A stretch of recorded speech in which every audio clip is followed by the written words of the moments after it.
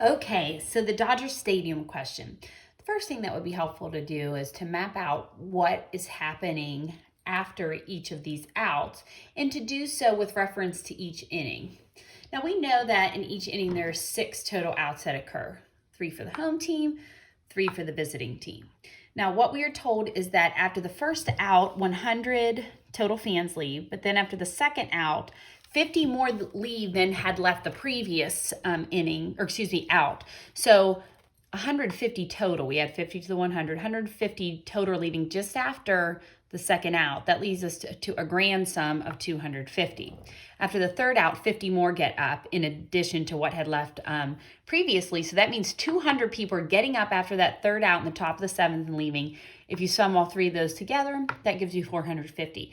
This pattern continues where you have 50 new people added to the previous amount, getting up and leaving after each out. And that occurs for the full 7th inning, then the 8th, 9th, and 10th.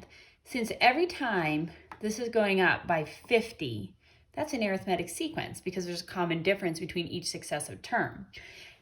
Now, what I have over here is a total column, and we know we want the total number of fans that are leaving early.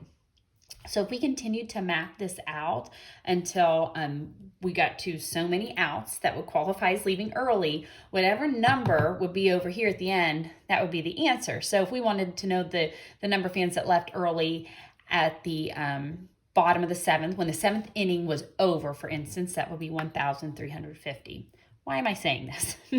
Because we have to think about what does it mean to leave early so we know how many outs need to have occurred altogether, because that number will help us know exactly what row would give us the total number of fans that have left early at the end.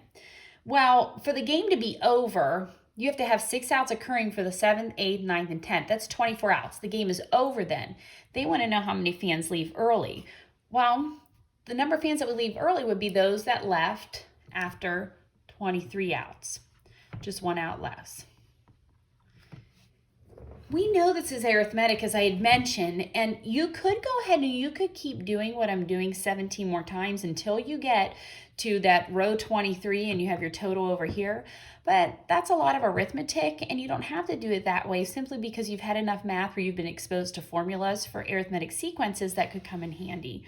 One would be the sum of so many terms of an arithmetic sequence, which is what we want, right? Like when we take the sum of all 6, these first 6 outs, we get 1,350. We want the sum of 23 outs. So there's a formula that says that the sum of n terms of an arithmetic sequence, that it's going to be equal to n times the first term plus the last term that you have in mind, a to the n, all divided by 2. Now we know the number terms. We have 23. Our first term is 100. We do not know the 23rd term yet. So that's what we need to find. Thankfully, we know that to find any term in an arithmetic sequence, again, based on formulas from previous classes, that you take your first term and then you take your common difference and you multiply that times n minus 1.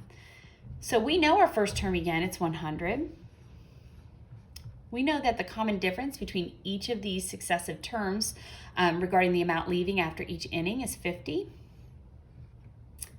And we're looking for the 23rd term. When we plug that in, 23 minus 1, that's 22.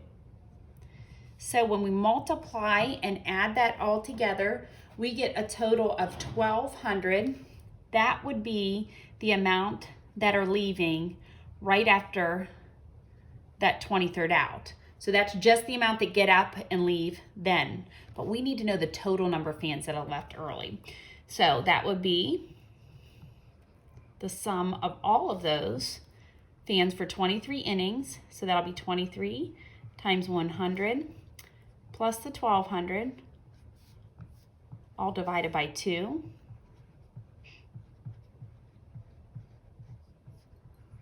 And all together, once we complete our math, we are going to get 14,950 fans leave early. And again, you do not have to use the formulas, but they just help us to make fewer arithmetic errors. And you could verify by completing the whole chart, but feel free to use these. There wouldn't be any other formulas that you would need for any of the problems. These ones just come in handy in particular for this problem.